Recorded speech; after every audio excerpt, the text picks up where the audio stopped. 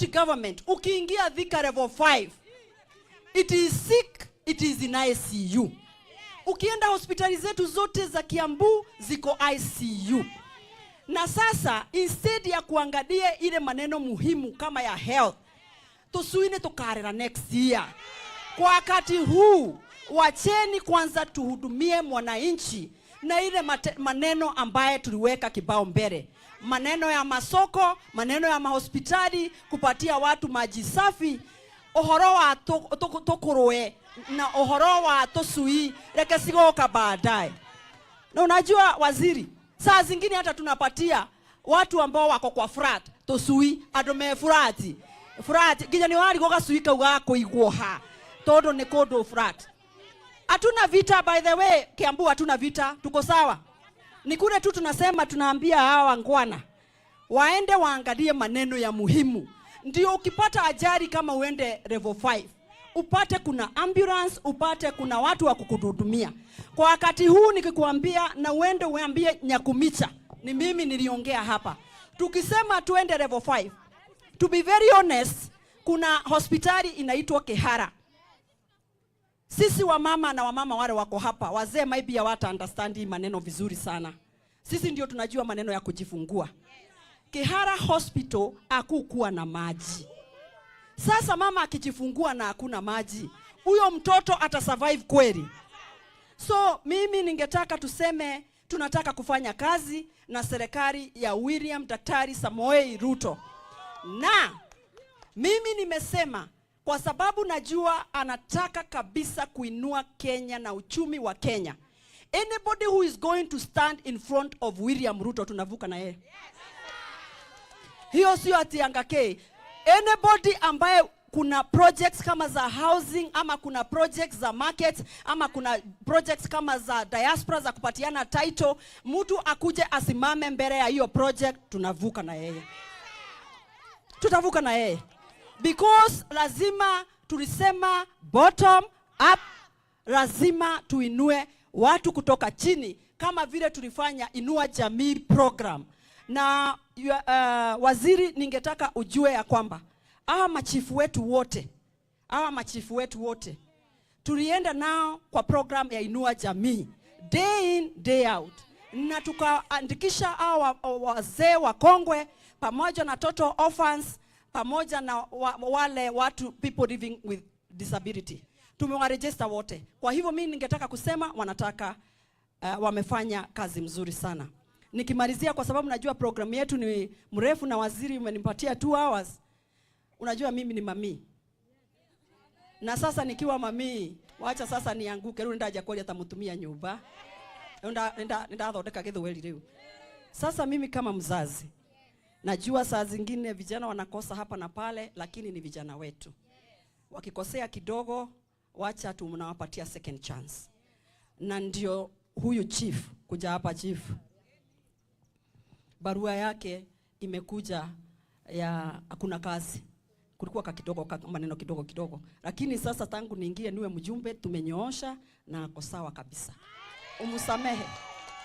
Ile yote alikuwa amekosea asamehewe, tuendelee kufanya kazi. Mimi nimeomba kama mami, akisimamishwa kwa wakati huu, ana pahali pa familia yake, akuchunga familia yake. Alikuwa anaonja kidogo, lakini ameacha kuonja kidogo. Ameacha hiyo maneno, ameachana nayo. Hiyo maneno ameachana nayo. Mimi kama mama na rafiki yako, dada yako, nimeomba wacha chief asamahewe, wacha apatiwe another chance, atafanya kazi. Atafanya kazi. Nimeomba. Asanteni sana kwa wakati huu. Kwa sababu na mtu saidie kutembea mpaka tufike hapa kwa Kiria. Nigetha mukiona mukaheaga hydro nigetha ndathi kuria ngakora. Yeah. Kwa wakati huu ningependa kumkaribisha our regional commissioner akuje ndio aweze kutukaribishia waziri wetu hapa kwetu Thika mjini. Asante sana. Asante sana Mheshimiwa Alice.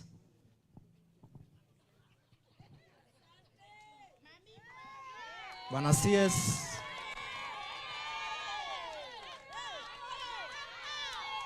Sawa, asante. CS wetu wa Interior, Kazi yangu itakuwa fupi. Ningeliomba Regional Security Committee mkuje, wale tumetembea na wao.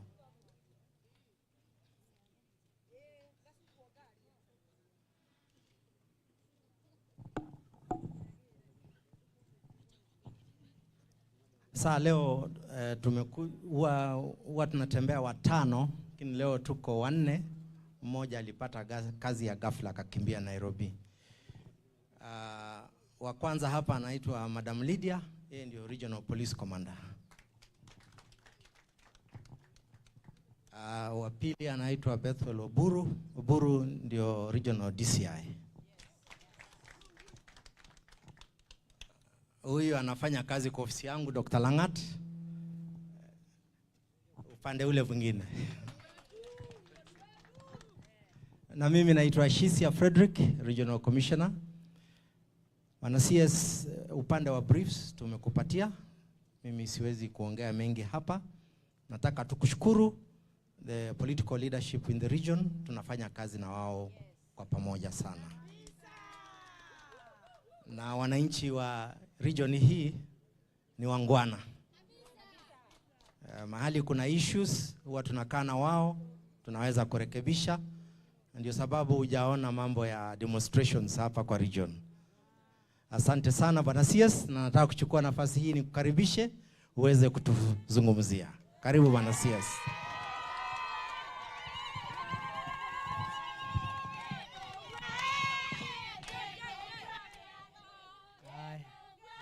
Asante. Kugwa kiadho.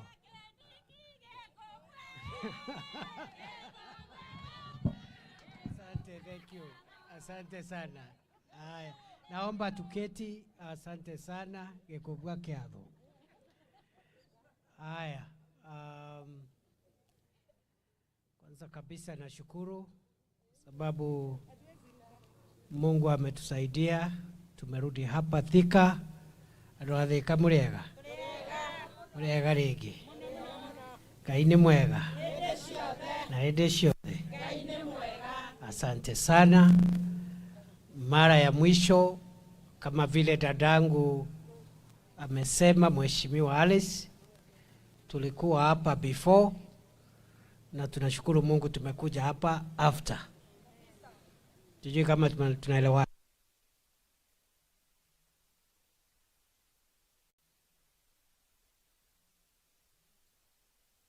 Tunatafuta kura ya viti vingine vyote ikiwemo kura ya Mheshimiwa Alice, na nataka nichukue nafasi hii kwanza kushukuru Mungu kwa sababu yale ambayo tulikuwa tunaomba Mungu alitujalia tukapata.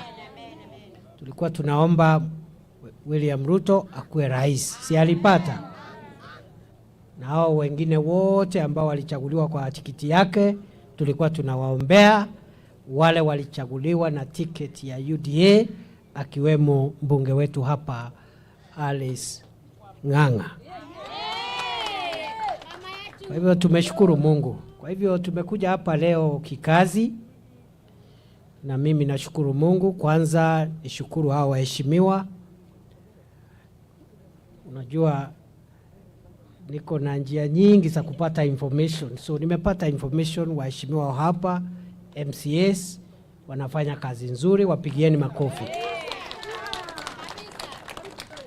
Vile vile Mheshimiwa Alice, unajua huyu mama ni mama wa kazi, na tunafurahia ile kazi anaendelea kufanya hapa. Ameniweka pressure sana nifike hapa, na nashukuru Mungu hiyo pressure imezaa matunda. Leo tumefika hapa ili tufungue hii ofisi yetu ya senior chief hapa, na nimefurahi kwa sababu ujenzi wa ofisi hii umefuatilia kanuni zile ambazo zinatakikana katika ujenzi wa ofisi ya serikali. Na sisi tungetaka wale wote ambao wanahusika katika ujenzi wa maofisi ya maafisa wetu wa utawala kupitia CDF na sisi wenyewe ambao tunajenga kama wizara, tungetaka tuwe na mfano ambao kila ofisi, iwe ni afisi ya assistant chief, afisi ya chief, afisi ya ACC, DCC, county commissioner, iwe standard moja kulingana na kiwango cha hiyo ofisi.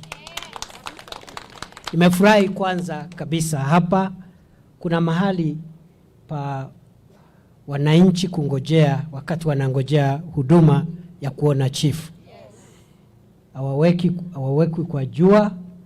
Kuna mahali wametengenezewa kama waiting area, na nimeshukuru kwa sababu wale maafisa ambao tunafanya kazi nao wamenieleza ya kwamba wangetaka hata mahali ambapo wananchi wanangojea hapo vile vile waongeze TV hapo nje, ili wananchi wao wanaona mambo mbalimbali wakingojea kupata huduma. Vile vile tutaweka hapo katika waiting area, tutaweka service charter ambayo inaeleza huduma zile ambazo zinapeanwa na chief na zinachukua muda gani ili kupata hiyo huduma. Sijui kama tunaelewana. Service charter itakuwa maelezo ambayo itaelezwa kwa lugha ya Kimombo na lugha ya Kiswahili, ambayo inasema ukitaka huduma aina hii, chief atakupatia huduma hiyo kwa muda fulani.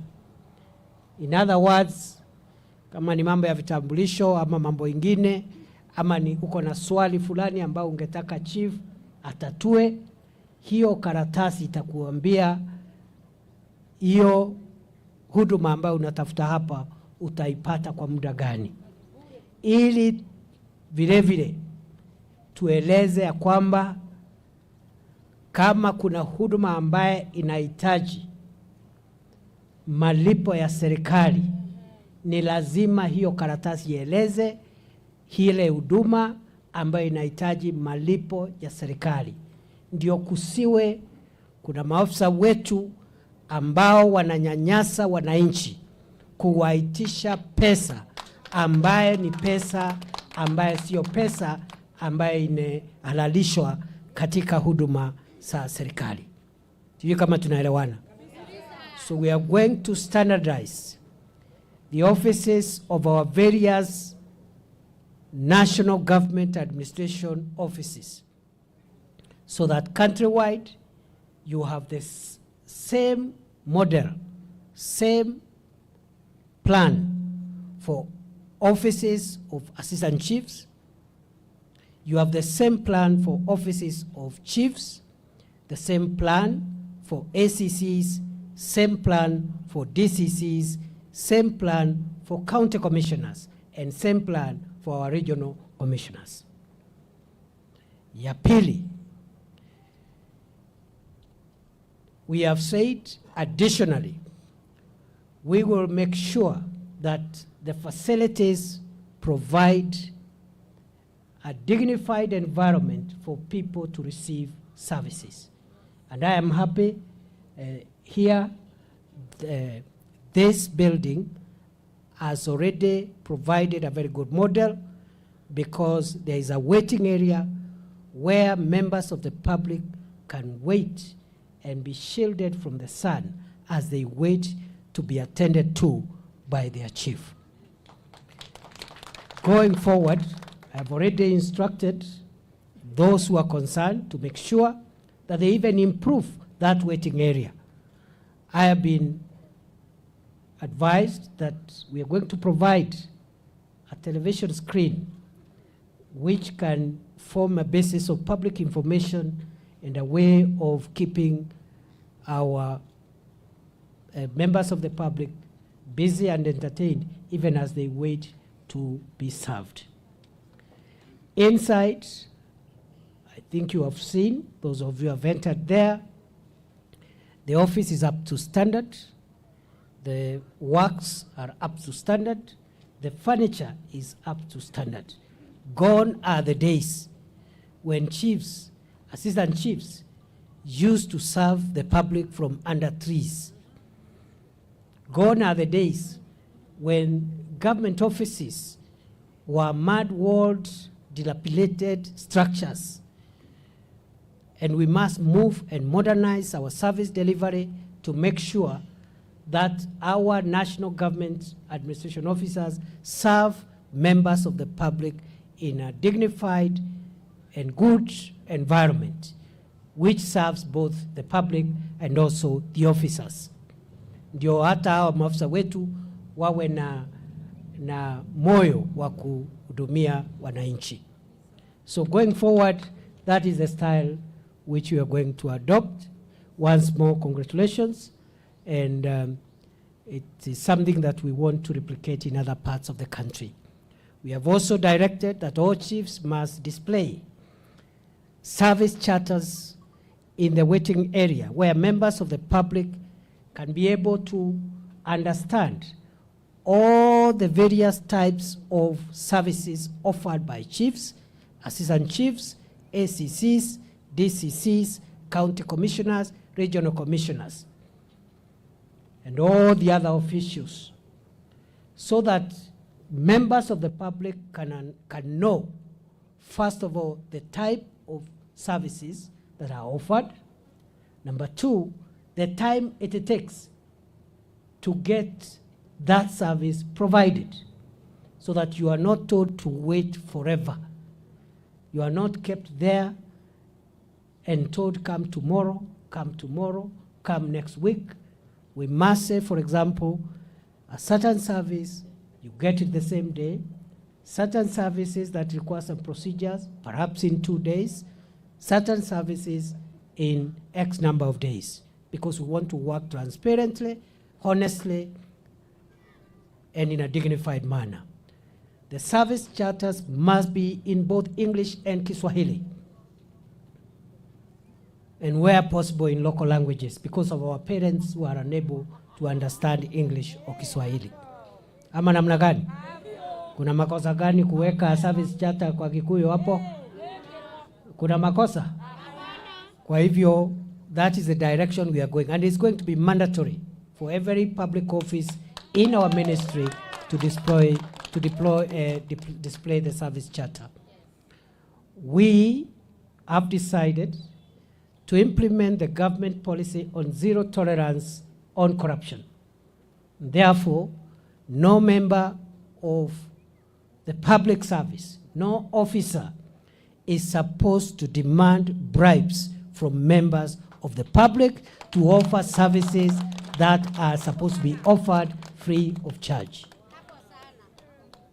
Tumesema hivi, lazima tutekeleze agizo na sera ya serikali hii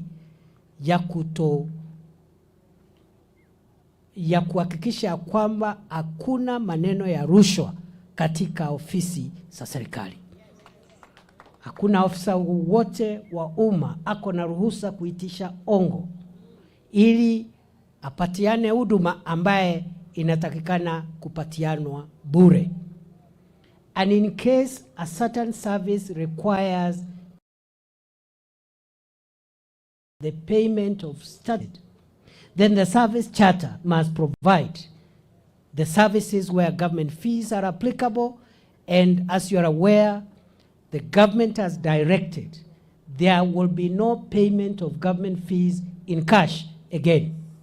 All payments must be done electronically, so that to ensure that we do not have a corrupt environment. Mmeona katika hii mwezi nimekwama pale mahali kunaitwa Nyayo House. Si mmeona hapo? Hapo watu walikuwa wameumizwa kwa siku mingi wakitafuta visafiri ng'ambo. Wengine wako na watu wagonjwa ambao wangetaka kuwapeleka ng'ambo kupata matibabu. Wengine wako na watoto ambao wamepata nafasi ya kusoma kule nchi za ng'ambo. wengine wangetaka kwenda biashara, na kwa muda mrefu kumekuwa na ukora, utapeli na wizi na kunyanyasa wananchi pale na mambo ya hongo.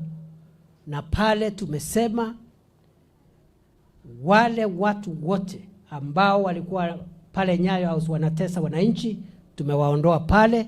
Wengine tumewashika, tumewapeleka mahakamani, na tumesema hakuna broker yeyote, hakuna broker anatakikana kuwa pale Nyayo House. Na mumeona kumeanza kuwa safi kidogo, na mambo bado. Wakora wote na wezi wote wafanye vile kulisemekana. Ni mangapi? Ni mangapi? Ni mangapi? Si namna hiyo. And there is no apology about that. Hapo hakuna kitu ya kupembelezana. Wao mtu ambaye anaibia mtu ambaye anatafuta cheti cha kusafiria ili akatibiwe ugonjwa hatari kama kansa, anamnyima hiyo passport kwa sababu hana hongo, anamuua. Huyo mtu anakufa kwa sababu hajapata passport. Hakuna tofauti ya mtu kama huyo na wale magaidi ambao wanaua watu. Kuna tofauti yoyote? Kwa hivyo sisi tumetoa kiboko. Mheshimiwa Rais ametoa amri na sisi tumetoa kiboko. Wezi wote, mambo ni mangapi? Mnakubaliana na hiyo maneno? Waende wasiende? Wakora waende wasiende? Wapotee? Waende wakiendanga? Waende one way? Mpaka hata ile safari? Bas, so bas, so we will not tolerate corruption, and we mean business. We mean business. You want to try our resolve, try asking for a bribe. We'll get hold of you. We will make sure that you become an example to the rest of the people of your kind. Kwa hivyo tungetaka nchi nzuri, nchi yenye heshima. Ukiingia kwa chief unaongeleshwa vizuri. Ukienda kwa county commissioner unaongeleshwa kwa heshima. Sisi watumishi wa umma tumekuwa watu wa kiburi, tumekuwa watu wa kuongelesha wananchi mbaya, na hiyo sio halali, kwa sababu sisi tunalipwa kwa sababu ya kodi ambaye wananchi wanatoa. That is the policy of this administration. So mimi nataka vile vile niseme maafisa wote wetu lazima waweke bidii kazini. Sijui kama tunaelewana. Na mimi sisemi hatufanyi kazi. Mimi najua tunafanya kazi. Na mimi nataka nipongeze yale nimesikia hapa kutoka hao viongozi ambao wamechaguliwa na hao watu. Mimi nimesikia kwamba maafisa wetu wa usalama, maafisa wetu wa utawala wanajaribu. Kile wanahitaji ni vifaa zaidi. And I want to congratulate all the officers, national government administration officers, police officers, and other public servants who are working hard to the satisfaction of the people of Kenya. Nawapa pongezi. Number 2, we are going to support you. We are going to make your work easier. Kwa hivyo hiyo mambo imeombwa na mheshimiwa na wale waheshimiwa wengine MCAs. Hiyo magari ya polisi tutatoa. Kwa hivyo tukirudi kule Nairobi, Mheshimiwa Alice, ukuje ofisi tupange vile tutapata gari za kusaidia mambo ya usalama hapa. Vile vile imesemekana ya kwamba hata kama tunafanya kazi kwa bidii na hata kama tutawaongezea vifaa, lazima vile vile tuongeze bidii yetu sasa ya kazi. Tunakuja ofisi mapema, tunatoka late wakati mwananchi wa mwisho ameenda. Si namna hiyo? Na sisi tumesoma mfano mzuri na Mheshimiwa Rais. Si umeona Mheshimiwa Rais amekazana na kazi? Si yako kila mahali. hapa Kenya na ng'ambo. Ako kila mahali, ako mashinani, ako Nairobi, ako ng'ambo, ako kila mahali. Na kama rais anafanya kazi kwa bidii, sisi wengine wote tunapaswa tufanye zaidi, hata zaidi. Sijui kama tunaelewana. Kwa hivyo tumepata mfano mzuri. Hata mimi kama waziri wenu ninajaribu. Sijui kama tunaelewana. Hao wenzangu, regional commissioners, county commissioners, ACCs, DCCs, chiefs, assistant chiefs, tuongeze bidii.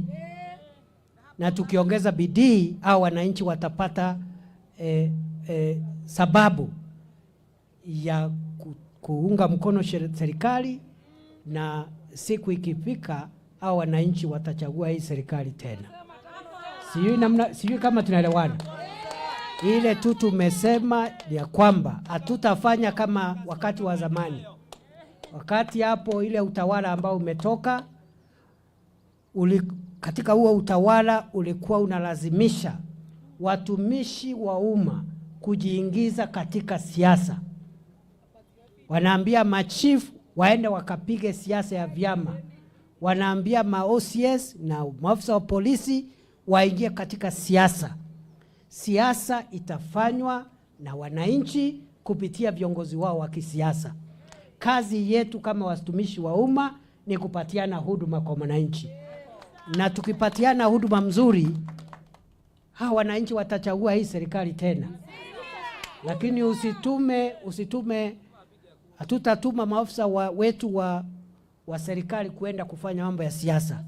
Kazi yenu mkiwa maafisa wa polisi, maafisa wa ngao, ma-chiefs, ma-county commissioner, ni kuhamasisha wananchi kuhusu miradi ya maendeleo ya serikali. Kwa mfano, tuko na mradi wa kuandikisha wakulima ili wapate mbolea. Hiyo ni kazi ya chief, kuambia wananchi wale ambao ni wakulima wajiandikishe ili wapate mbolea.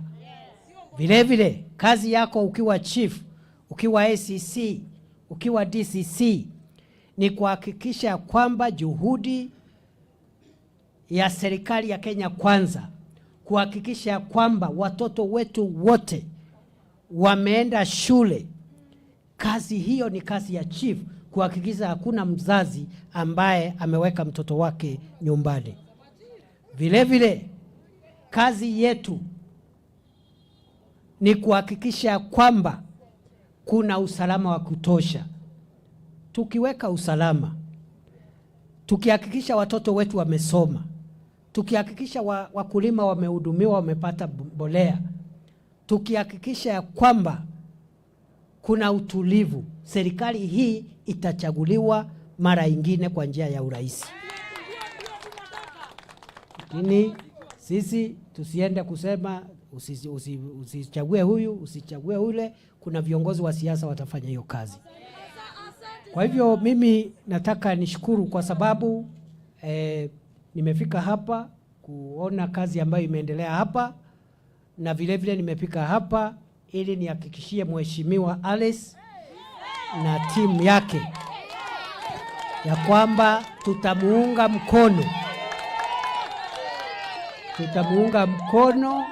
Tutaunga mkono MCAs wetu, tutaunga mkono wale viongozi wengine kuhakikisha ya kwamba tumewasupport ili ile mambo waliwaambia watawafanyia watimize hiyo mambo.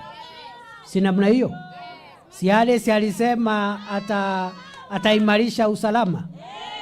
Si tukimpatia magari ya polisi usalama utaimarika? Kwa hivyo that is why we have come here. And number 2, and finally, I have come here to inform the officers who are working in the public sector that this administration expects efficient delivery of services.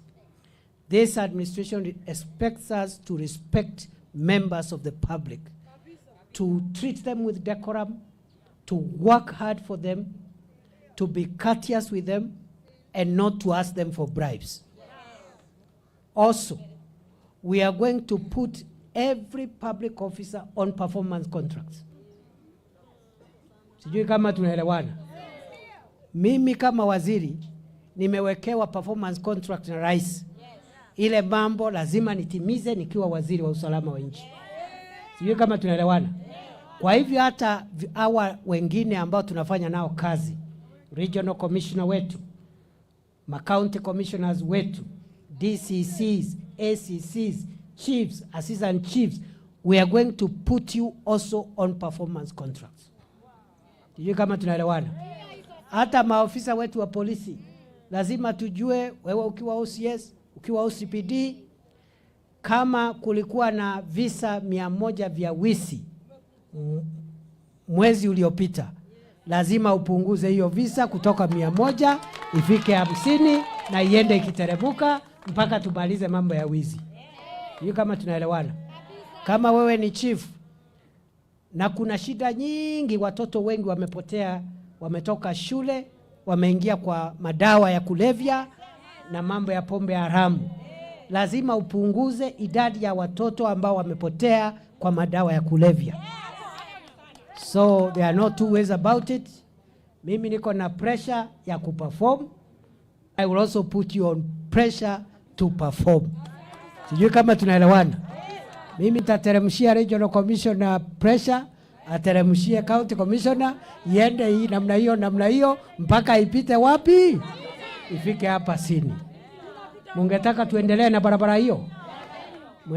Tunataka tuendelee hivi?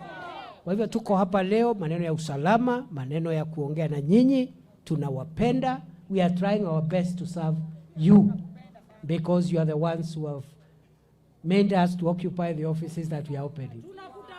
Sijui kama unajua mimi singekuwa waziri bila kura yenu. Ile kura mlipigia William Ruto ndio ilifanya mimi niwe waziri. Kama hiyo kura ingeenda mahali ingine ningepotea. Kwa hivyo lazima tufanye bidii, tuwatumikie, na mimi nawapenda sana, nawatakia baraka ya Mwenyezi Mungu. Na mimi niko hapa leo, nimeambiwa kuna sehemu zingine 2-3 tunaona. Tafadhali msiende mbali, tuendanishe pamoja mpaka ifike wakati wa kuambiana bye bye. Ama namna gani? Mmefurahi mimi kufika hapa? Mmefurahi mimi kufika hapa? Asante sana, Mungu awabariki. Naomba tuachie hapo. Na hapa naona watu wengi najua. Habari Dhuo? Habari Manchester? Thank you so much. God bless you. I think we stop there. Nani atatuombea ndio tuanze pende hii nyingine kwa sababu tulianza na maombi.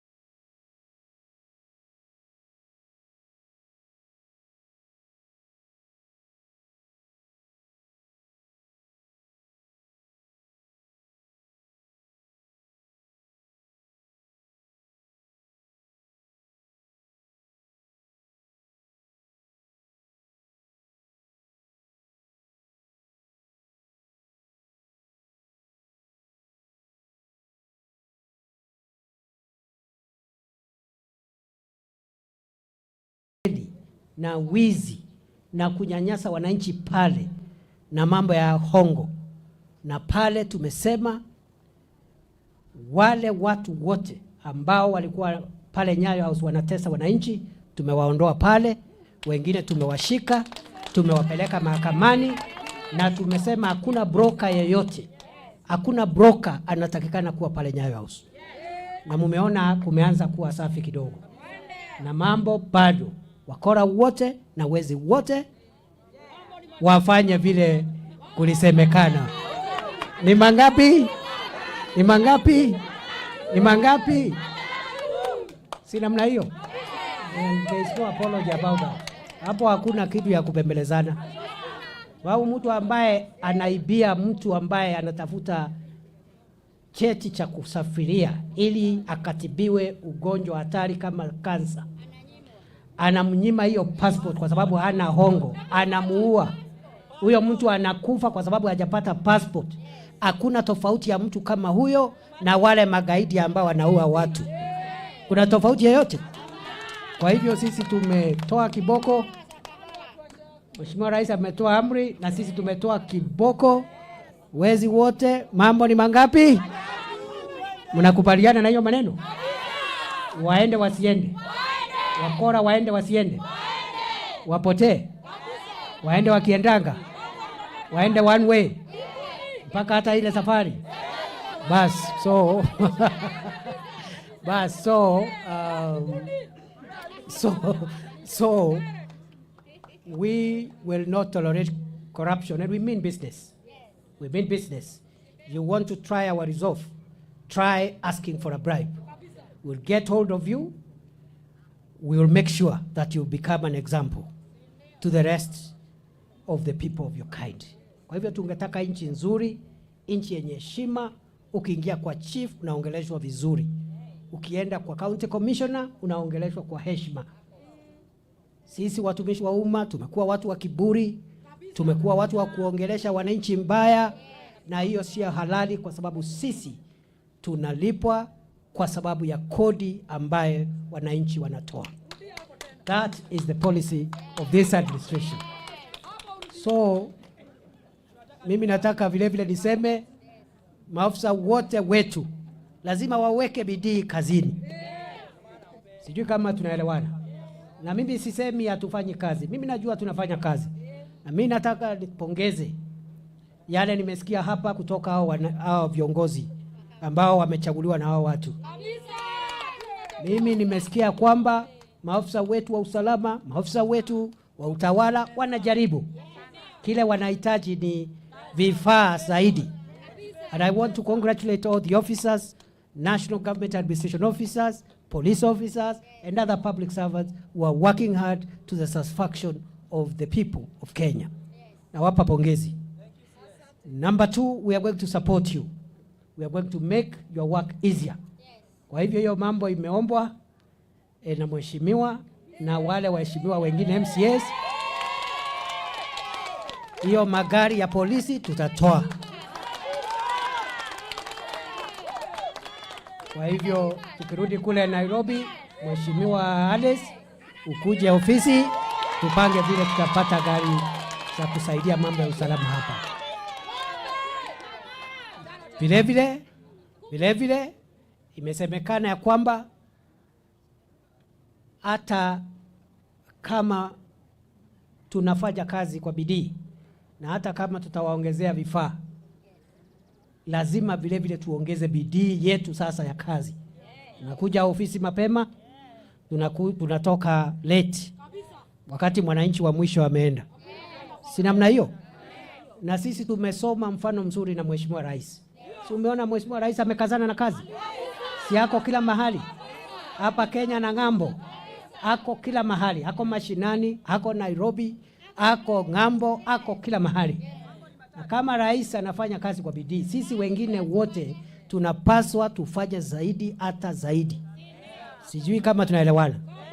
Kwa hivyo tumepata mfano mzuri. Hata mimi kama waziri wenu ninajaribu. Sijui kama tunaelewana. Hao wenzangu, regional commissioners, county commissioners, ACCs, DCCs, chiefs, assistant chiefs, tuongeze bidii. na tukiongeza bidii au wananchi watapata sababu ya kuunga mkono serikali, na siku ikifika au wananchi watachagua hii serikali tena. Sijui kama tunaelewana.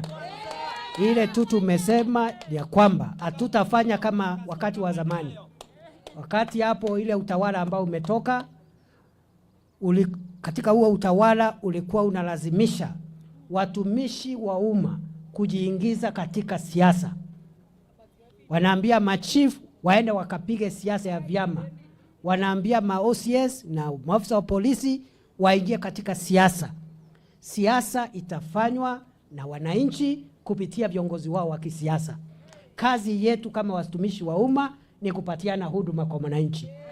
Na tukipatiana huduma mzuri, hawa wananchi watachagua hii serikali tena. Lakini usitume hatutatuma maafisa wetu wa serikali kuenda kufanya mambo ya siasa. Kazi yenu mkiwa maafisa wa polisi, maafisa wa ngao, ma-chiefs, ma-county commissioner, ni kuhamasisha wananchi kuhusu miradi ya maendeleo ya serikali. Kwa mfano, tuko na mradi wa kuandikisha wakulima ili wapate mbolea. Hiyo ni kazi ya chief, kuambia wananchi wale ambao ni wakulima wajiandikishe ili wapate mbolea. Vile vile, kazi yako ukiwa chief, ukiwa ACC, ukiwa DCC, ni kuhakikisha kwamba juhudi ya serikali ya Kenya Kwanza, kuhakikisha kwamba watoto wetu wote wameenda shule. Kazi hiyo ni kazi ya chief, kuhakikisha hakuna mzazi ambaye ameweka mtoto wake nyumbani. Vile vile, kazi yetu ni kuhakikisha kwamba kuna usalama wa kutosha. Tukiweka usalama, tukihakikisha watoto wetu wamesoma, tukihakikisha wakulima wamehudumiwa, wamepata mbolea, tukihakikisha ya kwamba kuna utulivu, serikali hii itachaguliwa mara ingine kwa njia ya urahisi. Lakini sisi tusiende kusema usichague huyu, usichague ule. Kuna viongozi wa siasa watafanya hiyo kazi. Kwa hivyo mimi nataka nishukuru kwa sababu nimefika hapa kuona kazi ambayo imeendelea hapa, na vile vile nimefika hapa ili nihakikishie Mheshimiwa Alice na timu yake ya kwamba tutamuunga mkono MCAs wetu, tutaunga mkono wale viongozi wengine kuhakikisha ya kwamba tumewasupport ili ile mambo waliwaambia watawafanyia watimize hiyo mambo. Si namna hiyo? Si alisema ataimarisha usalama? Si tukimpatia magari ya polisi usalama utaimarika? Kwa hivyo that is why we have come here. And number 2, and finally, I have come here to inform the officers who are working in the public sector that this administration expects efficient delivery of services. This administration expects us to respect members of the public, to treat them with decorum, to work hard for them, to be courteous with them, and not to ask them for bribes. Also, we are going to put every public officer on performance contracts. Sijui kama tunaelewana. Mimi kama waziri nimewekewa performance contract na rais. Ile mambo lazima nitimize nikiwa waziri wa usalama wa nchi. Sijui kama tunaelewana. Kwa hivyo hata hawa wengine ambao tunafanya nao kazi, regional commissioner wetu, county commissioners wetu, DCCs, ACCs, chiefs, assistant chiefs, we are going to put you also on performance contracts. Sijui kama tunaelewana. Hata maofisa wetu wa polisi lazima tujue, wewe ukiwa OCS, ukiwa OCPD, kama kulikuwa na visa 100 vya wizi mwezi uliopita, lazima upunguze hiyo visa kutoka 100 ifike 50 na iende ikiteremuka mpaka tumalize mambo ya wizi. Hiyo kama tunaelewana. Kama wewe ni chief na kuna shida nyingi, watoto wengi wamepotea, wametoka shule, wameingia kwa madawa ya kulevya na mambo ya pombe haramu, lazima upunguze idadi ya watoto ambao wamepotea kwa madawa ya kulevya. So there are no two ways about it. Mimi niko na pressure ya kuperform. I will also put you on pressure to perform. Sijui kama tunaelewana. Mimi nitateremshia regional commissioner pressure, ateremshie county commissioner, iende hii namna hiyo mpaka ipite wapi? Ifike hapa chini. Mungetaka tuendelee na barabara hiyo? Unataka tuendelee hivi? Kwa hivyo tuko hapa leo, maneno ya usalama, maneno ya kuongea na nyinyi, tunawapenda. We are trying our best to serve you because you are the ones who have made us to occupy the offices that we are opening. Sijui kama unajua mimi singekuwa waziri bila kura yenu. Ile kura mlipigia William Ruto ndio ilifanya mimi niwe waziri. Kama hiyo kura ingeenda mahali ingine ningepotea. Kwa hivyo lazima tufanye bidii, tuwatumikie, na mimi nawapenda sana, nawatakia baraka ya Mwenyezi Mungu. Na mimi niko hapa leo, nimeambiwa kuna sehemu zingine 2-3 tunaona. Tafadhali msiende mbali, tuendanishe pamoja mpaka ifike wakati wa kuambiana bye bye. Ama namna gani? Mmefurahi mimi kufika hapa? Mmefurahi mimi kufika hapa? Asante sana, Mungu awabariki. Naomba tuachie hapo. Na hapa naona watu wengi najua. Habari Dhuo? Habari Manchester? Thank you so much. God bless you. I think we stop there. Nani atatuombea ndio tuanze pende hii nyingine kwa sababu tulianza na maombi.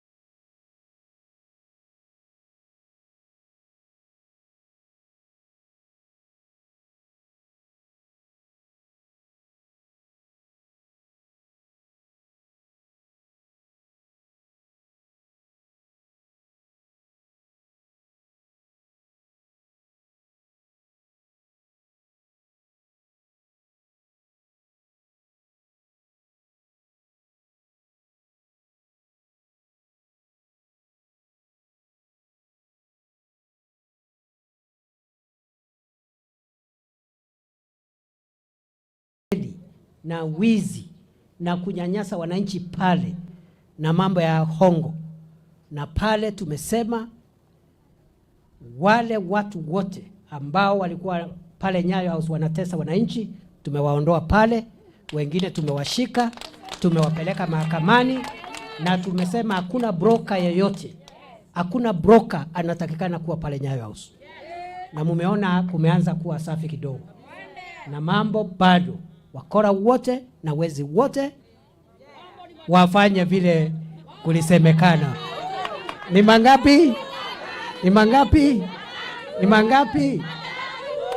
Si namna hiyo. And there is no apology about that. Hapo hakuna kitu ya kubembelezana. Wao mtu ambaye anaibia, mtu ambaye anatafuta cheti cha kusafiria ili akatibiwe ugonjwa hatari kama kansa, anamnyima hiyo passport kwa sababu hana hongo, anamuua huyo mtu, anakufa kwa sababu hajapata passport. Hakuna tofauti ya mtu kama huyo na wale magaidi ambao wanaua watu. Kuna tofauti yoyote? Kwa hivyo sisi tumetoa kiboko, Mheshimiwa Rais ametoa amri na sisi tumetoa kiboko. Wezi wote, mambo ni mangapi? Mnakubaliana na hiyo maneno? Waende wasiende? Wakora waende wasiende? Wapotee? Waende wakiendanga? Waende one way? Mpaka hata ile safari? So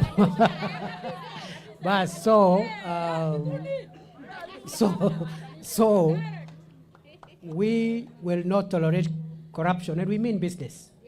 We mean business. You want to try our resolve? Try us.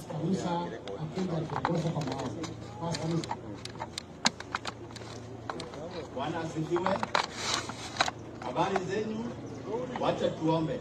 Baba Mungu wetu, tunakushukuru Bwana wakati wa mchana. Ni asante Bwana kwa sababu ya wageni wetu kufika katika mji wa Bwana. Naweka mikononi mwako, nachukua sherehe ya leo Bwana, naweka mikononi mwako. Naposherehekea Bwana mfalme wa ajabu, na kualika katika Bwana kaweze kuanza na wewe Bwana. Tena tutakapomaliza Bwana tutakushukuru na tutakuinua Bwana, ni katika jina la Yesu Kristo naomba hata naamini. Amen.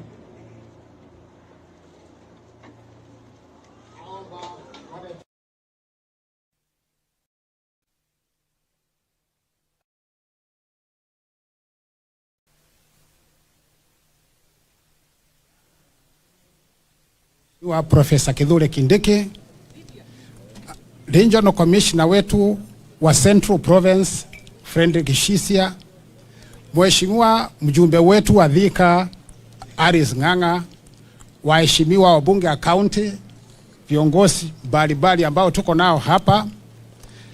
Nataka kuchukua nafasi hii nimkaribishe waziri wetu ambaye ni mgeni wetu wa heshima, kwa ile heshima ametufanyia ya kuja kututembelea na kufungua ofisi yetu ya chief ya biashara. Waziri, karibu sana.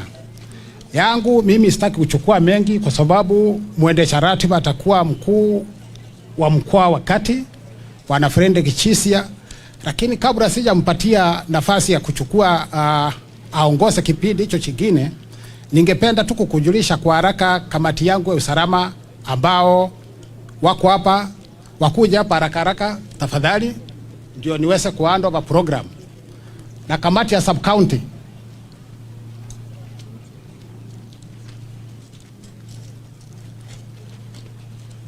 haraka tafadhali, tusimame hapa.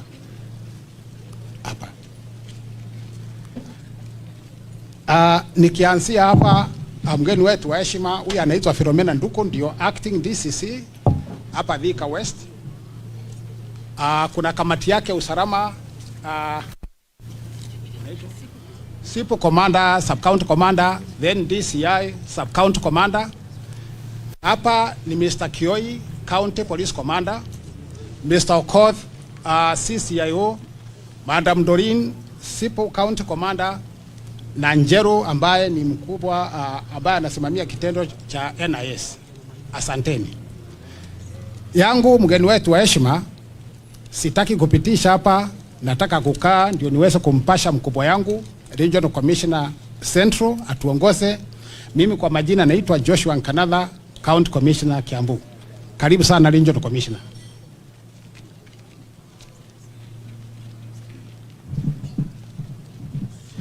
Thank you so much Bwana Harsi kwa kunikumbusha.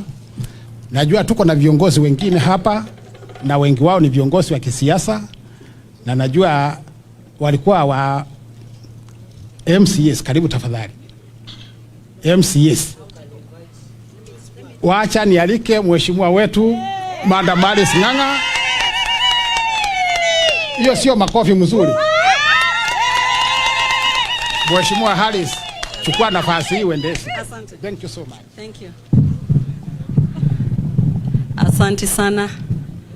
Asante sana County Commissioner wetu. Kwa wakati huu nataka kumwalika CS wetu ambao tunampenda sana hapa kwetu Thika mjini. Waziri, unajua wanathika wanakupenda, na saa ile tulisikia utakuja kutembea, tukaacha yote, tukasema tukuje tuangalie upande wa administration pamoja na maneno ya usalama. Na mimi siku ya leo sina MCA wengi. Tuko na wa hapa anaitwa Kentams, huyo ndio mwenyeji. Tuko na mheshimiwa wetu DG ambaye anaitwa Njiro, toka kule Goriba anaitwa Joakim. Na tuko na mheshimiwa wetu anaitwa Ezra. Na tuko na mheshimiwa wetu anaitwa Susan. Kwa wakati huu nampatia, kwa sababu nimempatia muda wa dakika 10. Kwa hivyo nyinyi mchukue moja moja, mimi nichukue of course 5 kwa sababu mimi ndio boss. Haya, tutaanzia Ezra 1 minute, Susan 1 minute, then Joakim. Salimia watu. Asante sana MP wa hapa. Waziri wa Interior Professor Kidiki, all protocols observed in the interest of time. Hamjambo. Hamjambo tena.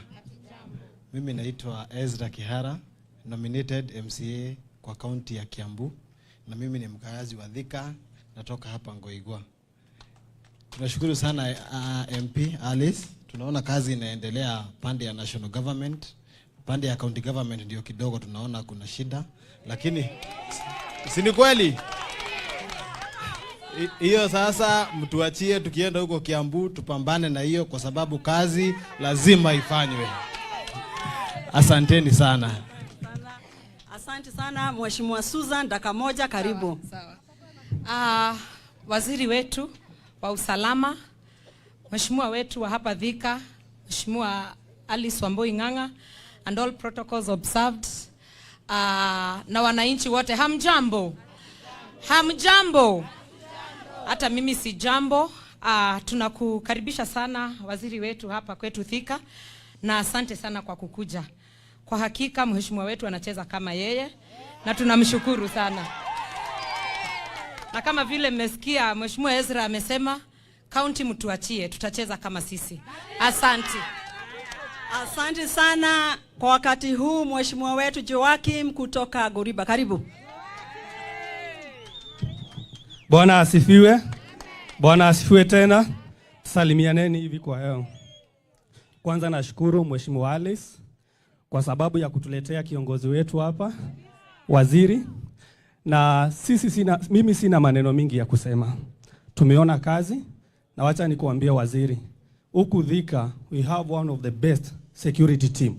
Nikiongea mambo ya Thika town na kule Thika East, mambo ya ukora nini wameng'ang'ana, na ni vizuri tuseme, si ni ukweli?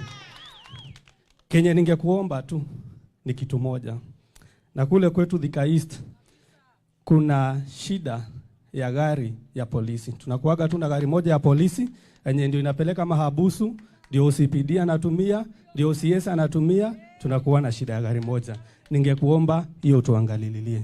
Ile kitu kingine ningetaka kusema kwa heshima, mimi ndio nimetoka ward yenye iko na shamba za Del Monte. Na kuomba ukirudi uende uambie president aache kusikiza maneno ya mabroka. Sisi tumekubali EPZ ijengo huko kwetu Kilimambogo. Tena venye anasumbuliwa na watu kwa mashamba ya kujenga affordable housing, shamba ya Del Monte iko, alete miradi ya affordable housing huko kwetu Kilimambogo, na tutashukuru sana. Kwa hayo, wacha niseme asante na Mungu awabariki. Makafu mazuri ya Joakim. Si tuko sawa? Eda madalia wega. Kwa wakati huu tuite mwenyeji mwenye boma, anaitwa Kentams. Asante sana, karibu sana. Asante sana mheshimiwa wetu, mgeni wetu wa leo wa heshima, Minister wa Interior Professor Kidiki, all protocol observed, na wananchi kwa jumla, hamjambo? Hamjambo tena. Kwa majina naitwa Ken Tams na mimi ndiye MCA wa hapa. Nichukua hii fursa nirudishie shukrani Mungu kwa kutupa hii siku na kutuwezesha tuwe hapa. Jambo la pili, waziri, ni kukaribisha hapa na wewe hali hagereire. Jambo la tatu, ni ombi moja tu. Kuna kijiji kinaitwa Kiandutu, waziri. Wana Kiandutu mpo? Wana diaspora mpo? Tungekuomba waziri wetu tusaidie na gari hapo, gari ya patrol. La mwisho, nizungumze tu kidogo kuhusu national government. Munaendesha vizuri sana sana sana, lakini kwa county hatuendi vizuri. Kuna mtu mmoja ako hapo anaitwa Govenor Wamatangi, ametusumbua sana. Munaona kama natupeleka vizuri? Munataka namna gani? Aende nyumbani? Tufukuze yeye sisi tukiwa wabunge? Kabisa kabisa. Nionyesheni kwa ishara ya mikono. Asanti sana, Mungu wa rehema wabariki. Waziri goko niguo tuikaraga kwa wakati huu. Asante sana Ken Tams. Kwa wakati huu sasa tunataka kumwalika Deputy Speaker kule Kiambu County, Njiro Njoya, karibu. God is good and all the time. Kwanza nikushukuru mheshimiwa wetu Alice kwa vile umesimamia national government kutuletea waziri wetu ambaye tumeunda hii serikali, na waziri hapa tulikuwa kila ona vile tulituambia ndio tumefanya. Ya pili ni kusema tushukuru uongozi wako waziri, mambo ya Kiambu County na security ni 100%. Wametusimamia, na hata ingawa uko na kidogo si kama kule kwingine, hapa tunashukuru kwa hiyo yote. Ya tatu niseme jana kulikuwa na mkutano kwa sababu viongozi wote wako hapo wa manyumba, na mnajua hii serikali ya hasra ni serikali ya kujenga nchi. Nataka kuhakikishia watu wa ile estate zote ziko hapa, waziri, kwangu ndio 90% ya nyumba ya affordable housing inajengwa, lakini hakuna mtu hata mmoja ataondolewa kwa nyumba mbele ya kujenga. Na tuseme vile tulisema, tuko na kiwanja pale Butu aanze kujenga hapo, lakini hakuna mtu hata mmoja ataondolewa kwa nyumba ndio ijengwe. Na tunataka kusema bwana waziri, ukiwa hapa, hakuna administration itakuja kuambia watu watoke kwa nyumba. Tukiwa na hii serikali ndio mtu ajenge, lakini pale kwa kujenga tuko 100%. Tuna support hiyo affordable housing kwa sababu ni yetu, lakini hakuna mtu ataondole. Simba ni nyingi, si kwanza wajenge hizo. So thank you so much na Mungu awabariki. Kwa majina naitwa Njiro, ndio MCA wa hospital na also deputy speaker wa Kiambu. Thank you so much na Mungu awabariki mheshimiwa wetu. Makofi sasa mzuri. Asante sana DS waziri wetu. Kama vile umesikia, hiyo ndio maneno ya huku kwetu, na ukisikia Thika inaongea, Thika ikiongea, Kiambu anga imeongea. Kwa hivyo siku ya leo nakukaribisha hapa. Asante sana kwa sababu ya hii ofisi yetu ya senior chief. Na ningetaka ni ukweli kuhakikisha ya kwamba our security team wanacheza kama hao. Wamefanya kuanzia county mpaka huku mashinani. They are very much available to us. Nikipigia commissioner ndio huyo, mkubwa wa polisi kule county ndio huyo. Sisi wote tunafanya kazi, national government tunafanya kazi na inatiririka mpaka mashinani. Na ndio siku ya leo tumealika waziri wetu hapa pia yeye mashinani. Na hata tukitoka hapa tunatembea na yeye miguu mpaka kule police station, aende akaone pahala ambapo traffic police tumewajengea. Tukitoka hapo tunaenda pale MKU tukaone ile patrol center. Tukitoka hapo climax yetu itakuwa pahala panaitwa Goigwa, ambapo tunaenda kujenga police divisional headquarter ya huko Goigwa, ndio maneno ya ukora na wizi ikome. Hiyo tumesema hatutaki. Na waziri, ningetaka ujue ya kwamba nitatengeneza, I have 2 sub county. Moja kule Joakim ametoka na hapa inaitwa Thika East na hapa ni Thika West. Kwa hivyo natengeneza police moja division headquarter pahala ambapo panaitwa Goigwa, nayo ile ingine naipeleka ukule East ambao kunaitwa Gurai, inaenda Gurai. Hapo ndio tunaenda kutengeneza. Na siku ya leo I am very happy.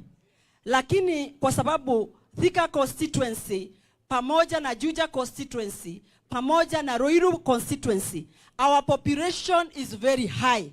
Hata ikifika maneno ya askari CS, ningetaka uandike hapo tuwapatiwe maaskari wa kutosha. Tupatiwe magari ya kuturinda za kutosha. Kwa wakati huu ningetaka ujue ya kwamba utupatie kwanza moja ya Thika East, population ya huko iko chini kidogo. Na sasa tuko na Thika West. Huku Thika West because of Makongeni tunahitaji moja. Because ya hapa Kiandutu na kuja town center tunahitaji nne. Na kwa sababu ya upande ya Goigwa ambao tunatengeneza division headquarter, we need another one. Kwa hivyo na kwa sababu wewe ni rafiki yangu na tulitembea na wewe tukitafuta hii serikali, na sasa umekuja kwa your one and only sister in the whole world, lazima upatie dada yako hivyo. Na mimi niliyoahidi wanathika warelax waone mama akicheza kama yeye. Hapa wageni watakuwa wanatiririka tufanye kazi. Na mimi nataka security niangalie iwe top notch kwa sababu ni mimi ndio hapa. Pamoja na masomo both primary and secondary and university. Na nyinyi bwana DS mkiwa na Ken Terms, Joakim na wao wengine, tafadhalini pesa zenyu 10 billion ikiingia, achaneni na maneno nitiramenya ajuine jega noti jega muno. Unaona CSE maneno najua uelewi, lakini najua hawa wakubwa wanaelewa. Hapa county government ukiingia Thika level 5, it is sick, it is in ICU. Ukienda hospitali zetu zote za Kiambu ziko ICU. Na sasa instead ya kuangalia ile maneno muhimu kama ya health, tusuine tukarera next year. Kwa wakati huu wacheni kwanza tuhudumie mwananchi na ile maneno ambaye tuliweka kibao mbele. Maneno ya masoko, maneno ya mahospitali, kupatia watu maji safi, ohoro wa tokuroe na ohoro wa tosui reke sigoka baadaye. Na unajua waziri, saa zingine hata tunapatia watu ambao wako kwa frat tosui adome furati kijani wali goga suika ugako igwoha todo ne kodo frat. Hatuna vita, by the way, Kiambu hatuna vita, tuko sawa. Ni kule tu tunasema, tunaambia hawa ngwana waende waangalie maneno ya muhimu. Ndio ukipata ajali kama uende level 5, upate kuna ambulance, upate kuna watu wa kukuhudumia. Kwa wakati huu nikikuambia na uende uambie Nyakumicha, ni mimi niliongea hapa. Tukisema tuende level 5, to be very honest, kuna hospitali inaitwa Kehara. Sisi wamama na wamama wale wako hapa, wazee maybe hawata understand maneno vizuri sana. Sisi ndio tunajua maneno ya kujifungua. Kehara Hospital hakukuwa na maji. Sasa mama akijifungua na hakuna maji, huyo mtoto ata survive kweli? So mimi ningetaka tuseme tunataka kufanya kazi na serikali ya William Daktari Samoei Ruto. Na mimi nimesema kwa sababu najua anataka kabisa kuinua Kenya na uchumi wa Kenya. Anybody who is going to stand in front of William Ruto tunavuka na yeye. Hiyo sio atiangake. Anybody ambaye kuna projects kama za housing, ama kuna projects za market, ama kuna projects kama za diaspora za kupatiana title, mtu akuje asimame mbele ya hiyo project, tunavuka na yeye. Tutavuka na yeye. Because lazima tulisema bottom up, lazima tuinue watu kutoka chini kama vile tulifanya Inua Jamii program. Na waziri, ningetaka ujue ya kwamba hawa machifu wetu wote tulienda nao kwa program ya Inua Jamii day in day out, na tukaandikisha hao wazee wakongwe pamoja na total orphans pamoja na wale watu people living with disability. Tumewaregister wote. Kwa hivyo mimi ningetaka kusema wanataka wamefanya kazi mzuri sana. Nikimalizia, kwa sababu najua programu yetu ni mrefu na waziri umenipatia 2 hours. Unajua mimi ni mami. Na sasa nikiwa mami, wacha sasa nianguke, rudi ndaje kwa atamutumia nyumba. Nenda thondeka githweli leo. Sasa mimi kama mzazi, najua saa zingine vijana wanakosa hapa na pale, lakini ni vijana wetu. Wakikosea kidogo, wacha tunawapatia second chance. Na ndio huyu chief kuja hapa, chief barua yake imekuja ya hakuna kazi. Kulikuwa kidogo maneno kidogo, lakini sasa tangu niingie niwe mjumbe tumenyoosha na ako sawa kabisa. Umsamehe. Ile yote alikuwa amekosea asamehewe, tuendelee kufanya kazi. Mimi nimeomba kama mami, akisimamishwa kwa wakati huu ana pahali pa familia yake, akuchunga familia yake. Alikuwa anaonja kidogo lakini ameacha kuonja kidogo. Ameacha hiyo maneno, ameachana nayo. Hiyo maneno ameachana nayo. Mimi kama mama na rafiki yako, dada yako, nimeomba wacha chief asamahewe, wacha apatiwe another chance, atafanya kazi. Atafanya kazi. Nimeomba. Asanteni sana kwa wakati huu. Kwa sababu na mtu saidie kutembea mpaka tufike hapa kwa Wakiria. Nigetha mukiona mukaheaga hydro nigetha ndathi kuri agakora. Yeah. Kwa wakati huu ningependa kumkaribisha our regional commissioner akuje ndio aweze kutukaribishia waziri wetu hapa kwetu Thika mjini. Asante sana. Asante sana Mheshimiwa Alice.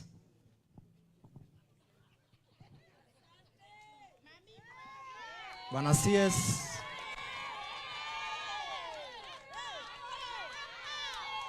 Sawa, asante.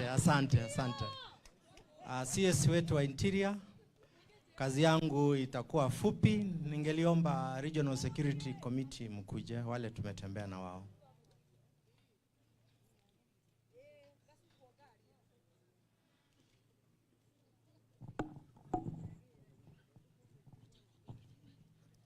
Saa leo huwa tunatembea 5, lakini leo tuko 4. Mmoja alipata kazi ya ghafla akakimbia Nairobi. Wa kwanza hapa anaitwa Madam Lydia, yeye ndio Regional Police Commander. Wa pili anaitwa Bethel Oburu. Oburu ndio Regional DCI. Huyu anafanya kazi kwa ofisi yangu Dr. Langat, upande ule mwingine. Na mimi naitwa Shisia Frederick, Regional Commissioner. Wana CS, upande wa briefs tumekupatia. Mimi siwezi kuongea mengi hapa. Nataka tukushukuru the political leadership in the region. Tunafanya kazi na wao kwa pamoja sana. Na wananchi wa region hii ni wangwana. Mahali kuna issues huwa tunakaa na wao, tunaweza kurekebisha. Ndio sababu hujaona mambo ya demonstrations hapa kwa region. Asante sana Bwana CS, na nataka kuchukua nafasi hii nikukaribishe uweze kutuzungumzia. Karibu Bwana CS.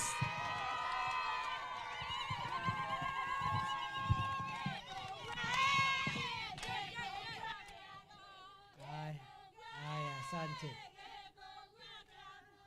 Kubwa kiadho.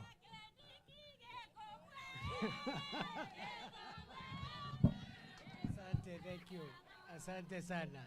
Haya, naomba tuketi. Asante sana. Gekubwa kiadho. Haya, kwanza kabisa nashukuru sababu Mungu ametusaidia. Tumerudi hapa Thika. Thika murega. Murega rigi. Kaine mwega. Na ende ciothe. Asante sana. Mara ya mwisho kama vile dadangu amesema Mheshimiwa Alice, tulikuwa hapa before na tunashukuru Mungu tumekuja hapa after. Tujue kama tunaelewa.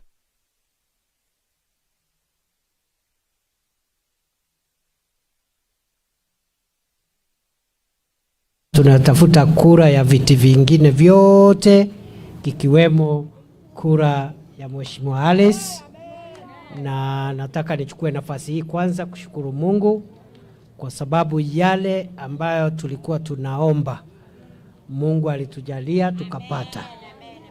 Tulikuwa tunaomba William Ruto akuwe rais, si alipata? Na hao wengine wote ambao walichaguliwa kwa tikiti yake tulikuwa tunawaombea. Wale walichaguliwa na tiketi ya UDA akiwemo mbunge wetu hapa Alice Ng'ang'a.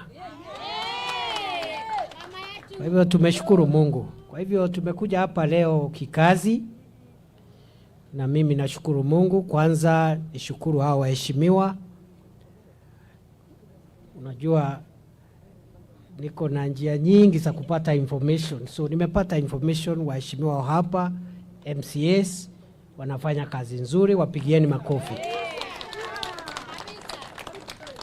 Vile vile Mheshimiwa Alice, unajua huyu mama ni mama wa kazi, na tunafurahia ile kazi anaendelea kufanya hapa. Ameniweka pressure sana nifike hapa, na nashukuru Mungu hiyo pressure imezaa matunda.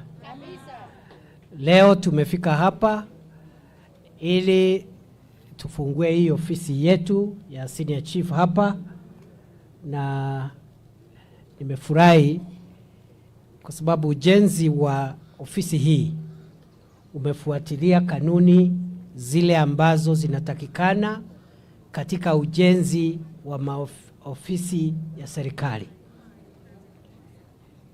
Na sisi tungetaka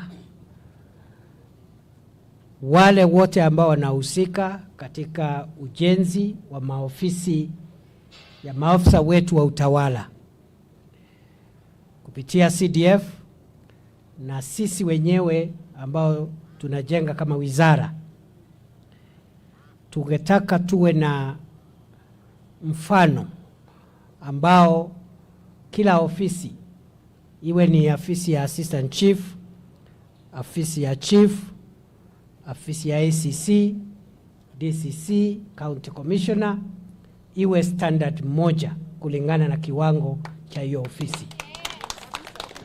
Nimefurahi kwanza kabisa hapa kuna mahali pa wananchi kungojea wakati wanangojea huduma ya kuona chief. Hawaweki kwa jua. Kuna mahali wametengenezewa kama waiting area, na nimeshukuru kwa sababu wale maafisa ambao tunafanya kazi nao wamenieleza ya kwamba wangetaka hata mahali ambapo wananchi wanangojea hapo vile vile waongeze TV hapo nje, ili wananchi wao wanaona mambo mbalimbali wakingojea kupata huduma. Vile vile tutaweka hapo katika waiting area, tutaweka service charter ambayo inaeleza huduma zile ambazo zinapeanwa na chief na zinachukua muda gani ili kupata hiyo huduma. Sijui kama tunaelewana. Service charter itakuwa maelezo ambayo itaelezwa kwa lugha ya Kimombo na lugha ya Kiswahili, ambayo inasema ukitaka huduma aina hii, chief atakupatia huduma hiyo kwa muda fulani. In other words, kama ni mambo ya vitambulisho ama mambo ingine, ama ni uko na swali fulani ambao ungetaka chief atatue, hiyo karatasi itakuambia hiyo huduma ambayo unatafuta hapa utaipata kwa muda gani, ili vile vile tueleze ya kwamba kama kuna huduma ambaye inahitaji malipo ya serikali, ni lazima hiyo karatasi ieleze ile huduma ambayo inahitaji malipo ya serikali.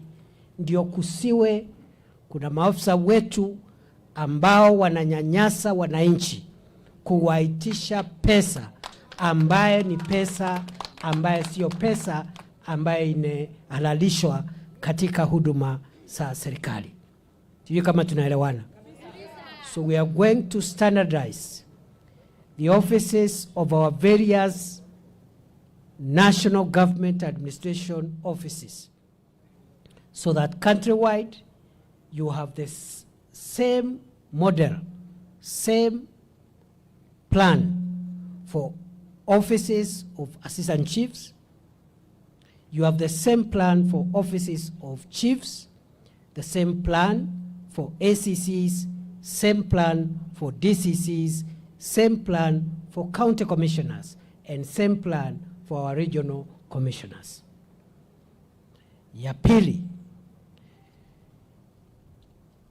we have said additionally, we will make sure that the facilities provide a dignified environment for people to receive services.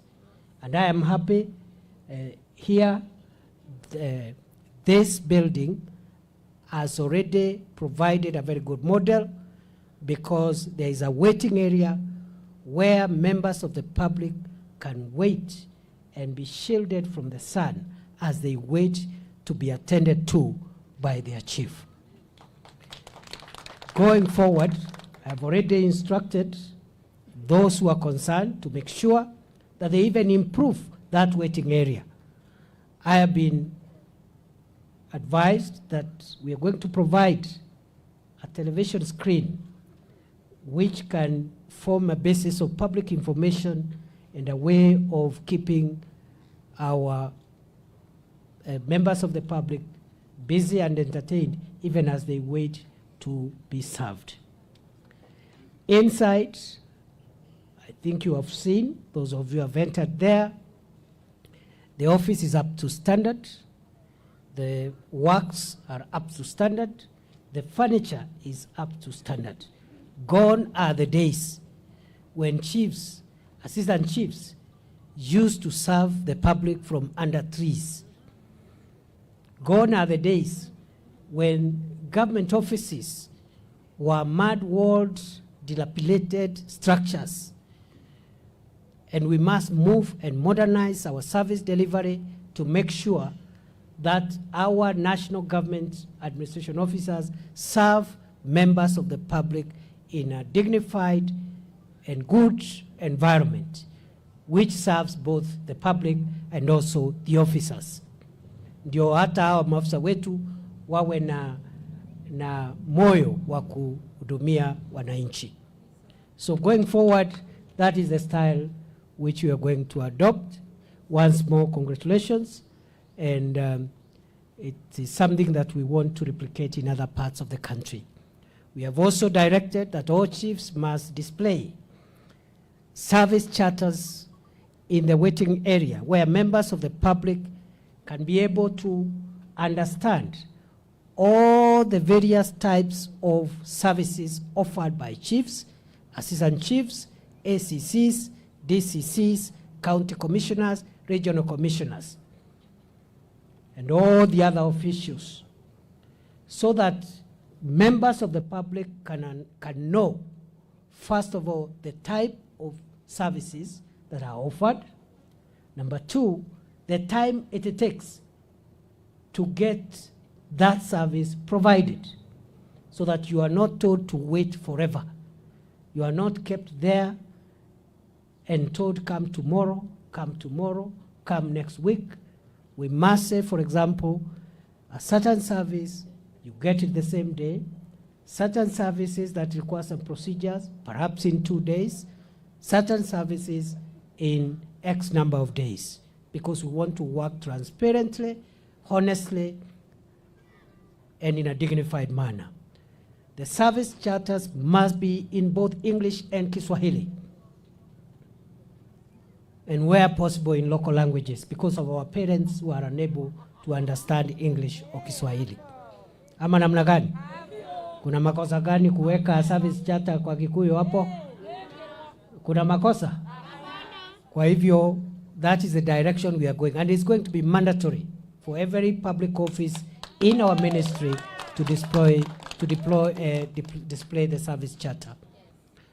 We have decided to implement the government policy on zero tolerance on corruption. Therefore, no member of the public service, no officer is supposed to demand bribes from members of the public to offer services that are supposed to be offered free of charge. Tumesema hivi, lazima tutekeleze agizo na sera ya serikali hii ya kuhakikisha kwamba hakuna maneno ya rushwa katika ofisi za serikali. Hakuna ofisa wote wa umma ako na ruhusa kuitisha ongo ili apatiane huduma ambaye inatakikana kupatianwa bure.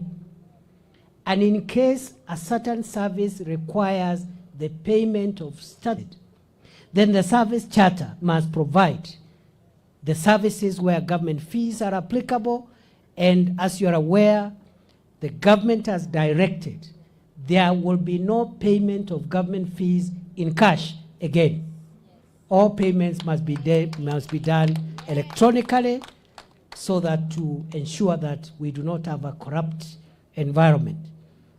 Mmeona katika hii mwezi nimekwama pale mahali kunaitwa Nyayo House.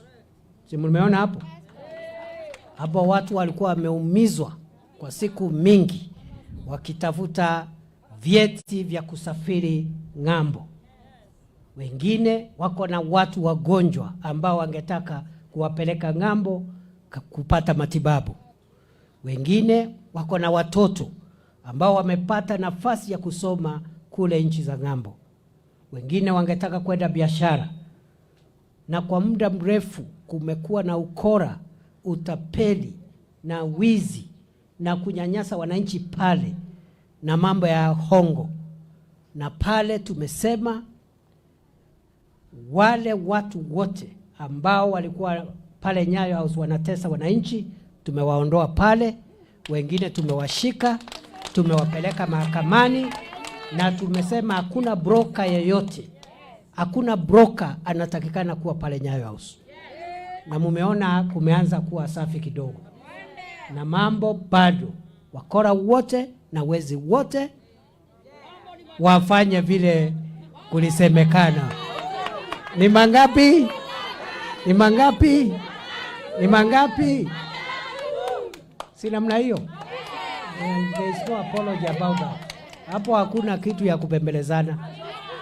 Wao mtu ambaye anaibia mtu ambaye anatafuta cheti cha kusafiria ili akatibiwe ugonjwa hatari kama kansa, anamnyima hiyo passport kwa sababu hana hongo, anamuua.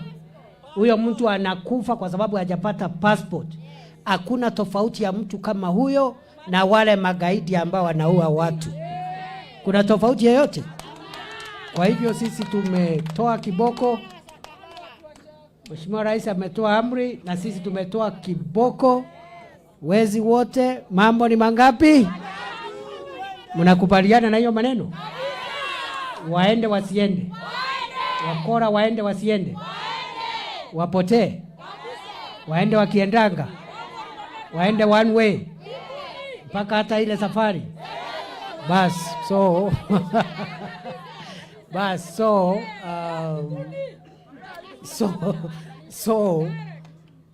we will not tolerate corruption, and we mean business. We mean business.